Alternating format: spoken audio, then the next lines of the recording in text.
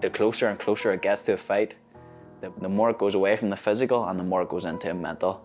I mean, like when you get to this level, everybody's an animal. Everybody can do 5-5s. Everyone can box, everyone can kickbox, everyone can wrestle. Like you're fighting the best people in the world who are also like not willing to quit at all.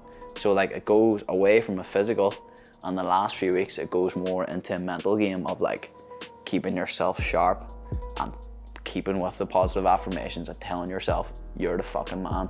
Like just like what happened on Tuesday there. I was sitting there like absolutely like so lethargic, so tired, so just like before sparring, went out to my car and lay in my car for half an hour before sparring because I was just so tired. I couldn't even be bothered warming up. I was just like, how am I gonna get through this shit? Like, you're not always coming to the gym and buzzing, jumping out of your skin, ready to spar. You know what I mean? That's what I'll say is hard work. You know, you're not always jumping out of your skin, ready to spar. But this is just like fight day. Whenever you come, exactly. You have to know when to switch in and out of the zone. zone. You gotta get into the zone. It doesn't matter how you feel that day. If you feel good, you feel bad, you feel tired, whatever. You gotta switch on and get ready to go. And this is a moment like this. You know what I mean? Oh, there it is. Do a bit of a warm up in next door. Yeah. Take 5 minutes to yourself and then get in. I done my drills and my warm up and all, so I'm ready to go in there. But as I say, it was just a mental thing that I had to switch myself, and I had to say, no, like, imagine this is fight night. You need to put yourself in the zone here, Paul. And that's one of the beneficial things about pushing yourself in them doghouse situations or in them hard training situations and being consistent with it. It's a mental thing, and the way I see it, you got to become efficient and effective at getting yourself into the zone when you need to. And this is what, I mean, all the best guys, the best elite guys in sports have done, is whenever they need to, they can flip a switch.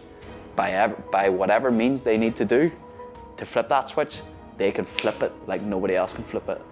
And they can go to town and get to work and get the job done whenever they feel like doing it last, no matter whatever can happen.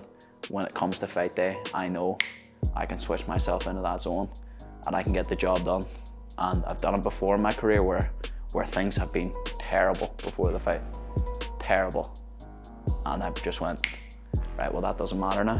All that matters is you, right now in this fight, tonight, leaving your heart and soul out there and doing yourself proud. I think I'm one of the best at doing that, and I'm gonna prove it again in 2 weeks. This is what you want. You need to get this tired. To get him tired. I mean, like, I'm not unbelievably happy with my rounds. I never really am I? But I'm happy that I've stuck at a real hard pace. I mean, there was a point in the third round when me and Joe were going hard at it. Hard exchanges, and then all I heard was switch, and then I seen Pat coming into the cage like this. Pat's like a rash, like he's like a rash when he gets in there. He's it's just hard to get out, mate. It's hard to get out, and the thing about it, it's not like Pat's just in there to try hold you and stall. He's gonna try land some big punches on you. I mean, like, that's pretty evident. But that's a good thing, because when I know he's coming in, I have to get on the zone. I'm not going, oh, we're just gonna wrestle here. I'm thinking, if I get stuck on the ground for a second, he's gonna punch my head in. So that's what we're doing here in the doghouse. You know what I mean? That's how you gotta get ready for these World Championship bouts. I got a wee takedown, roll that clip. To take an opponent into hell or into the dark waters, you have to be willing to go there yourself. I live in the deep waters, and I live in the fire. I live in them crazy exchanges, crazy wrestles. Like, I just love that. I live for that. It's always been one of the best parts of my game. It's just Scramble City. I honestly, I actually don't know how the fuck I got through that. Seeing that, I had to leave that back pass and go down my car for half an hour. I actually had no energy to even draw. This is what it's all about, not just a physical, you know what I mean? It's a mental game. Mental. Like, kind of this season, everything is breaking down. Everything is just, and it's just a matter of now being tougher, physically and mentally, to get through these last few sessions. That's you know what I mean? Convincing yourself, going, listen, I'm good to go. Even if you feel crap and you feel like you're under the weather or whatever, you don't feel you're doing well, I'm doing brilliant. That mental thing gets you through, and that's what's going to land later on in the fight. It's that extra callous. Like, I was sitting there, like, after I came in from the car, and I was like I felt like my head and my heart and all, like, just really tired, and I was like, I'm so fucked here. And I was sitting there about to go in the cage, waiting in them boys, and I was like, I just started telling himself, you're the fucking man. Halfway, mate. You're going to win every round here. Yeah, exactly. You're the fucking man. And you're going to get tired in a second, but you get through it, and I As did. we know, and I want you to point out this one, he has been beat a number of times. He's got a losing mentality, you don't. And that's the difference. He will want out. Yeah. He will want out. Sort of, we don't go through the fire. He won't go through the fire. And he's proven with that record. Yeah. How it is. And he's got his wee spurts. It's not all about that. 100%. That's it. I'm bringing him to hell. Yeah. I'm bringing him to hell. That's it. And he gave And I had to go to hell a wee bit there tonight. Like. Exactly. But if we go to drag him in the end of the rounds, go into the real deep waters, then we gotta be able to swim ourselves. We can't fucking be exactly the same. If we want him tired, we gotta get tired. We gotta feel tired. We gotta feel tired. You know what I mean? It's gonna be double for him. 100%. That's it, Charlie. That's it. Come on, Every Charlie. round. Yeah. Again, talk about the discipline, the fight IQ, Yeah. all that type of maturity. That's what it's all about. It's not funny about 'cause- putting people away. It's not about like I have to finish this guy. I gotta put him down with his punch. It's not about. It's about winning the fight, winning the rounds, winning the belt. I still haven't shown what I've got in the tank. I haven't shown what I've got in the arsenal yet. I mean, people are gonna be blown away by this performance in 2.5 weeks. I can feel it. I can feel it deep within me. There's a lot. I've noticed a lot of serendipities, a lot of wee things just coming together for this camp, especially the last couple of months. Especially small things like the fans coming back, all my friends and family are going to be there. Not only sharing the experience with them, everyone being able to be there, but it's seeing everyone after. It's seeing everyone after, not talking mum over FaceTime. Do you know what I mean? I'll be able to go give her a big hug and put the belt around her. And yeah. For whatever carbs you don't eat, I will eat. So just let me know what you put down and I'll add it on. Like a pizza or something tonight, and then we'll build it up from there. Yeah. Well, we have. Me and Joe usually share a room, so whenever it comes to the after weigh-ins, like obviously we have to make weight, but we're preparing our food. See, by the time after weigh-ins comes, our room, like the big table, it's like a science lab of all these different spreads. So there's like Biscoff spread, there's Nutella, there's peanut butter, there's like 3 different selections of rice cakes, some with dark chocolate, some with fucking milk chocolate. Like, It's see like- the way it's like a Paul thinks about us sharing a room and he thinks about happy times eating food. When I think about us sharing rooms, I think of misery. I think of waking up at 3 in the morning with the sound of a lorry unloading stuff out the back when it's actually Paul meditating at 3 in the morning. Going, shh. Like a lorry unloading produce or something on the hydraulics before a fight. And I was thinking, Paul, what the fuck? Can you look out the window and see if there's people out there working or what's going on? And as soon as he got up, the noise stopped. And this happened 3 or 4 times until I realised it was him meditating. Literally at 3 o'clock in the morning. So Who was fighting though? Was I fighting or you fighting? We're both fighting. Oh, we were both fighting, so then I don't feel as bad. What is on the menu tonight? Classic Rubens, you know. Oh shit, he's on. Yeah, mate, come on. You know the crack. Always strapped with the Rubens. Today wasn't too bad of a day. I had that one hard session. I had 2 really hard ones yesterday. I had like a red zone cardio, strength conditioning workout on the bike. And then I had wrestling last night. So as you've seen many times, wrestling's a hard workout. So I took it easy this morning and I just had that first session there at 3 o'clock. And yeah, it was a tough one as well. But look, it went well. I'm feeling damn good. It's exactly 2 weeks to the fight, so. Joe's our Muay Thai coach in the gym in Fight Academy. The man's a mastermind. I mean, like, you talk to anybody, any of the fighters, you talk to Pat, you talk to Shando, you talk to anybody around the scene, and if they've sparred with Joe Armstrong, usually they say, that's probably the hardest spar I've ever had in my life. And that's, I mean, Joe's like a rangy southpaw Muay Thai striker, and he's a technician, so he's so unbelievably technical, so hard to deal with. I've been working with Joe since I joined Fight Academy, which was 2.5 years ago, just over 2.5 years ago since I joined. And we've been hitting sessions on the weekly since then. I mean, it's, as you can probably tell with the flow that we have, he just knows my game inside out now. And I have just taken so much from his game, of course. Like, I mean, he's my coach, he's coaching me every day, but Joe's fought MMA as well, so he knows what works and what doesn't work. We're not doing traditional Muay Thai. He knows exactly what I need to be doing, and he's an unbelievable coach. He's such a valuable asset for me to have in camp. I just had a spar with Joe once and then go, oh, okay, you need to teach me everything. So that's why he's been trying to teach me everything. I think I've learned about 10% of what he knows, to be completely honest. I mean, Joe's been around the game, just like Shando and Pat have both been around the game for so long. So it's unlimited learning, mate. It's unlimited learning, and the more and more you learn, then sometimes you just need to go back to the fundamentals as well. I mean, fundamentals win fights. I mean, you've seen how fast I was there today. I just feel like my body's just, everything's firing at the right time, and I'll have 1 week more just to put the work in and to peak.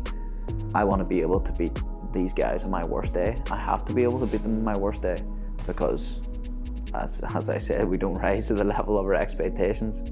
We fall to the level of our training, and if everything goes wrong in that cage or in the build-up or on the night or whatever happens, your level needs to be so high that if it drops in a fight, your lowest level is still enough to beat these guys.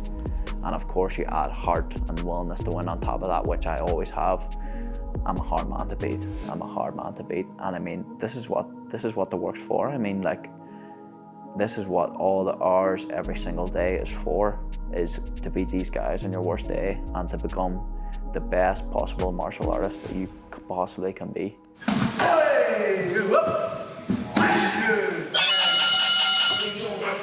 Is it hard to get him tired? At this point, yeah. I'm tired of him. Feeling light, fast.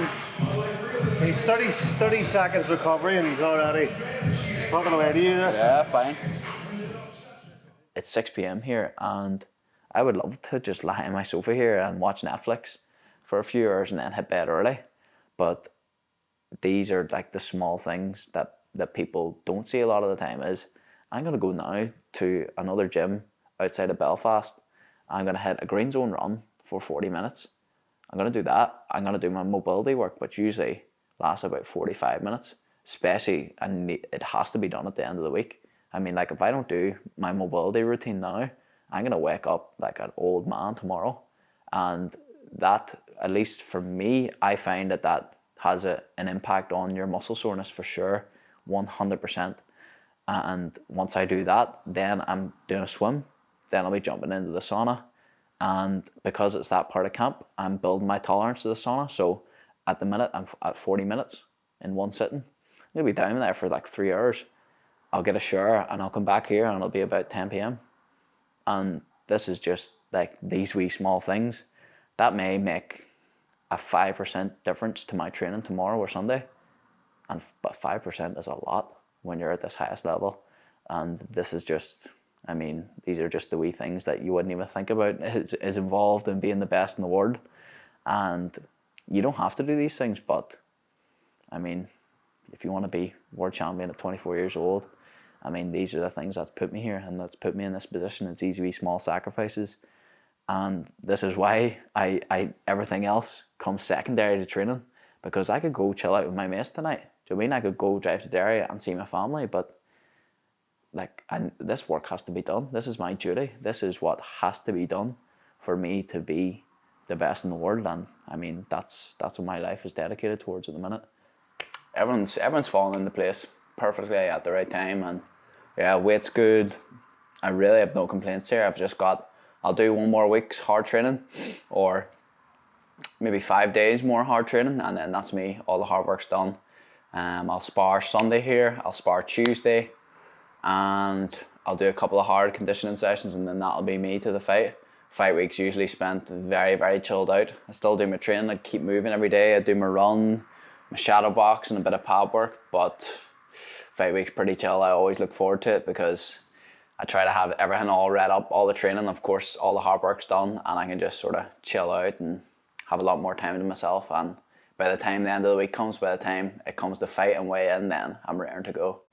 We BBC interviewed last interview at camp, just right before my last session at camp, so everyone's coming together. Got your lines rehearsed? I've got my lines rehearsed. Everybody got to set your clocks back next week, going to PHT, Paul Hughes time, next Friday, 1st of October, let's go. Yeah, absolutely. I mean, last week I was fucked. I was just so tired.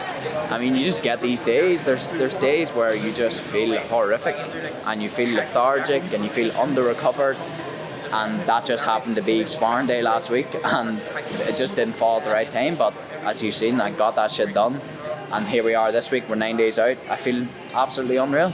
I feel fantastic. So that's just the game. Some days you're up, some days you're down, but all that's got to stay consistent is the hard work, and that's what we're going to do here tonight. Reese is here, Joe's here, young Kieran as well. Just going to be a good wee bit of work sharpening the tools.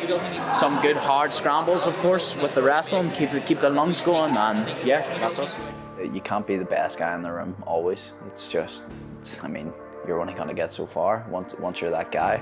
You have to be. I mean, this game, the game is about self-awareness, like, and I believe that's part of the reason. Like, for example, if you're the best guy in the room and you're just in your comfort zone and you're getting by and your ego's big and you're the best guy, nobody's testing you. I mean, like, you gotta be self-aware enough to take a step back and say to yourself, like, I mean, obviously people have different goals, but if you want to be the best in the world, like, you gotta be self-aware enough to take a step back and say, you need to fucking push your comfort zone here, like, because you're only gonna get so far doing what you're doing here. Roscoe, get that camera on me. I have something to say. Go for it. I didn't come here to lose any rounds. That goes for you, Reese. That goes for you, Paul. He certainly didn't come here to lose any full rounds because he's only done 2 minutes a round. See, for 2 minutes, the new Cage Warriors lightweight, welterweight, and featherweight champion. You know what I mean? And what do you call it? The triple champ tonight. If it was for 2 minutes and they weren't out to hit me hard. And I guess it could be very easy to get caught into that trap. I mean, like, people have other shit going on in their lives too that is stressful, and to add an incredibly stressful training environment on top of that is probably a lot for some people. And that's why I think that every single thing outside of my training life comes second to my training, because it has to be the #1 priority. I mean, when you're doing this thing right, it's not just a full-time job, it's more than a full-time job. It is your entire being, and it just has to be. The comfort zone is a beautiful place, but nothing grows there. It's just about constantly pushing that and trying to find that optimal line of growth, optimal line of flow state, whatever you want to call it. And I mean, it's not like this. A lot of the time it's like that, and then it's down and it's up, but you want to make sure it's going at this trajectory. And it's always a balance again, especially in MMA. And like, you never want to get to that point where you're just here and everything's comfortable for you, because there's going to be guys who are just fucking living it. They're blocking out everything else outside of their life and they're putting it all into whatever their chosen path is. Mine just training, MMA obviously, but whatever that could be, guys will just go, do you know what, I don't fucking need to see my friends and family for a while, I want to put this grind in, and they're just going to go like this. Whereas if you're just stuck there sometimes, I mean, as I say, it's a nice place to be, it's a beautiful place, but there's no growth there. This is like when the big boss jumps in at the end. This is like the end of the game when you get the big boss. And I think that's why MMA and chasing your fucking dream and setting these massive goals is such an unbelievably stressful thing, of course. But I mean, if you can flip the mind and tell your mind that this stress is a good thing, I don't think it's quite as burdensome. And I mean, that's the only way you're gonna become the best at what you want to do and become the best fighter in the world, is set them massive goals and be willing to go through the turmoil to get there. As Tim Grover says, like, if you want to win, you got to be willing to pay the price, and there is a price with winning. As we've talked about before, there is a price to winning, and you got to be willing to pay it. Not everyone has the privilege to be stressed by the potential to achieve exceptional things.